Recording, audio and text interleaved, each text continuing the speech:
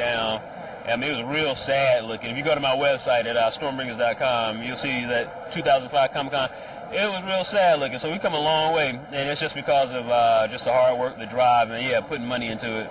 What stopped you from going to, like, you know, some of the people that created Milestone or some of the, you know, some of the bigger name black comics? I mean, like, you know, Dennis Conroy. You know what I mean? Just is there a reason why you just didn't immediately go to them for backing and funding, or can you tell personally why you didn't do that? Well, number one, I don't have access, or did not at the time have access to those people. I mean, it's really difficult to cold call a Dennis Cowan or a Reggie Helen just, you know, out the blue. They don't know who you are. You know, you're not going to get a call back. When Stormbringers was finished, I pitched it to Image, I pitched it to Ape, and they all took a pass on it. So I was like, I'm not going to let that stop me. You know, Image Entertainment, right? Yeah, Image, yeah. And I was like, I'm not going to let that stop me. It's great art. It's penciled and inked by comic book veteran John Stensman, so I know the art is tight. The story is well written. You know, I've got a background as a novelist. I co-wrote a compilation novel called When Butterflies Kiss, and I wrote actually my own novel and started shopping that around. And because that was getting rejected, I started the comic book, something that I could greenlight myself and do myself without seeking anybody else's permission. How much would you, if you had an idol, because you're an idol figure somebody would need to get from I hate to say from a small business loan for an investor, are we talking about they need to have like 50K, if you had your dream time, 50K, would that get you going, 100K, what would it really need to get you like this level, you know? It just depends on your hustle. I mean, if you want to do it right and pay everybody, we're talking about, you know, 200, 250 grand easy just to get your company up and running, get books published on time, get them printed, get them out, get them distributed, get them out and about. So yeah, easily that much. I mean, if you are a real hustler, you know, you can get people to work at reduced rates.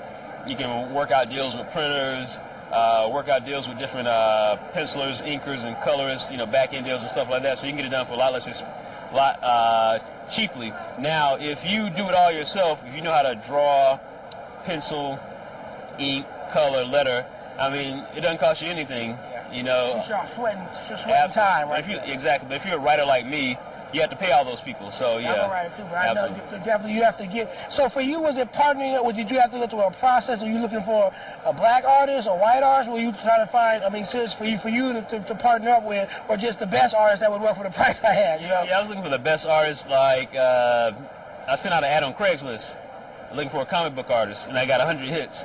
I didn't know what race they were. I could assume, you know, just looking at some of the art that some of them were white, some of them were black or whatever, but I was looking for a style that looked really, really good, and this was just for initial concept and character designs. And the artist I chose was John Stensman. He happened to be white, but he knew how to put it down character-wise, and you know, we worked with each other. And I was like, oh, you know, I want her lips to be fuller, I want his nose to be broader. Oh, she's too light, she needs to be darker, or he's too dark, he needs to be lighter. And my golden rule is, especially drawing black characters, is no two black people need to be the same shade of brown on the same page, because we cover so many shades of brown that, I can see, you know, definitely. Like that. Now, for you, now it's out. Are you trying to get it picked up by majors still, or what? I mean, what is your base position? I know you're doing an independent thing. I know you're doing the hustle thing. You're over at Comic-Con, but are you still like now? Because I went to the black panel. Reginald's got his thing going on, stuff like that. Would you say now they got a book, got a series? You know what I mean? Reggie, Dennis, you know what I mean? Why can't we make Stormbringers the cartoon? I mean, now that I've done the independent thing, and this is my 4th year at Comic-Con, and I've been steady and consistent in putting it down.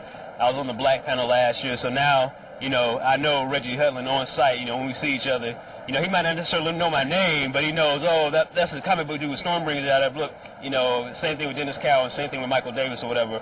But now I don't really need to go to him because I'm doing my own thing, and I want to keep it independent. And I don't really want anybody dictating to me how it needs to be. Oh, we need to cut this line here, we need to cut this image there. Now I like, you know, doing it definitely independent. Now if someone wanted to come by and offer me a deal or something, yeah, we talk, definitely. You know, I get my lawyer involved and we see. Well, I mean, are you trying? I guess the bottom line, are you trying to make this a game, or you want characters? You trying to promote for ancillary rights, or you trying to license off rights? Right. I would love to. I would love to branch out into video games, television, film, or whatever, just as long as the integrity of the piece is kept intact. Okay. Oh, so how much do you normally cost? How much does the Stormbringers? Oh, each Stormbringer comic book costs $5, and that even if it's double size, costs $5. If it's normal size, costs $5. My thing is, I want to keep a consistent price and keep consistent high quality going through it, because the way I want to tell stories is different than the way the standardized comic book industry tells stories. They tell stories in a 22-page format. 18 to 22 pages is their story. Boom. You know, the first story of Stormbringers was 38 pages. You know, second story is 24 pages, and a third issue might be, you know, 69 pages. But I still want to keep the same $5 price, and I don't want to be limited to, you know, a set amount of pages when I tell my stories. Okay, well, I think that's great, man. I will look for this. And is there a website to go to again for this? Absolutely, sir. www.stormbringers.com. You on MySpace too? Or? MySpace.com/Corby Marks. Okay. Hey, I guess for you, black people, you want more black people to know about the line, right? I mean, you definitely want them to be able to pick it up and stuff. Absolutely, definitely. Where are you based out of? Los Angeles, California. Definitely. I was at the Black Expo a couple of years ago, and I look forward to going back soon. Definitely. All right, Money Train, Future X TV, Stormbringers, bringing it hard. Get it, buy it, see it, read it, collect it. Money out. Peace.